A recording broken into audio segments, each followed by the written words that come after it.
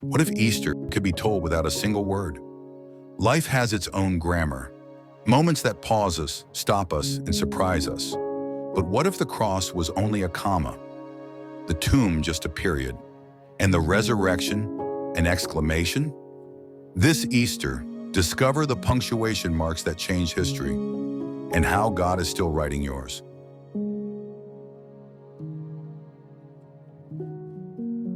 The punctuations of Easter. Luke 24:5-6. And as they were afraid and bowed down their faces to the earth, they said unto them, Why seek ye the living among the dead? He is not here, but is risen. Remember how he spake unto you when he was yet in Galilee. If I were to ask you to describe Easter without using any words, only punctuation marks, what punctuation mark would you choose? Every sentence in life comes with punctuation. Commas, periods, question marks, and exclamation points. These marks define the rhythm and meaning of what's written. In the story of Easter, the cross, the tomb, and the resurrection form the punctuation marks of God's redemptive plan. Easter was a day that left the disciples feeling defeated and confused. Jesus was dead. He was buried. And then they received news that his tomb was empty. Luke 24:5-6 records the angel's question to the women, Why seek ye the living among the dead? And then came the answer, an exclamation point. He is not here, but he is risen. The periods are gone. Question marks are removed. All that's left is one massive exclamation point. That's what Easter's all about, an exclamation of gratitude and praise for the resurrection of Jesus Christ and for the salvation his victory over death has brought to us. But while it's easy to identify the punctuations of Easter, what is the punctuation in your life right now? Because the cross was only a comma. Sometimes we think life ends at our pain, failure, or grief. But God says that's just a comma. Hold on, he's still writing your story. At the cross, Jesus said, It is finished. For the disciples, it seemed like the end of everything they had hoped for. But in God's grammar of redemption, the cross was not a period. It was a comma. A comma indicates a pause, not the end. It was a pause in heaven's plan, a moment of sacrifice before the miracle.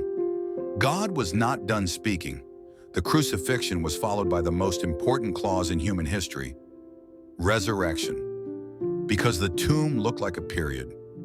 As they laid Jesus in the tomb, they thought that his tomb was a period. Saturday was quiet.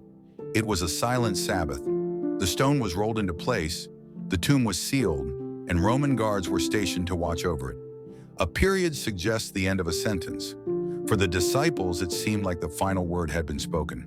But God uses periods to teach us patience, trust, and to set the stage for a new sentence. It's like reading a suspense novel where the chapter ends in silence. You want to turn the page, and Easter is the next page. If you're feeling like life has hit a full stop and hope seems gone, don't forget, God turns periods into fresh starts.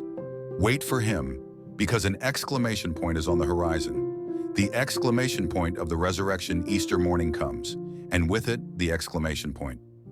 Exclamation points are used to express strong emotional feeling, joy, excitement, and are often used in a celebratory context. The empty tomb was God's way of shouting, victory, hope, life. The resurrection is the divine amen to everything Jesus taught and promised. God doesn't whisper his power. He declares it with resurrection. And he wants to put an exclamation point in your story too. The punctuations of Easter tells us this. The cross is a comma. Pain is not the end. The grave is a period. But even death bows to God. And the resurrection is an exclamation point. Life wins. Jesus reigns. You are not forgotten.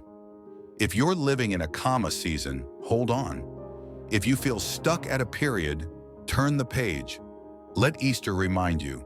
The author is still writing. Let your life respond to Easter with its own punctuation. Not a question mark of doubt, not a comma of delay, but an exclamation point of faith, joy, and bold witness. Let's thank God for the punctuations of Easter. Let's remember that he is not finished with us.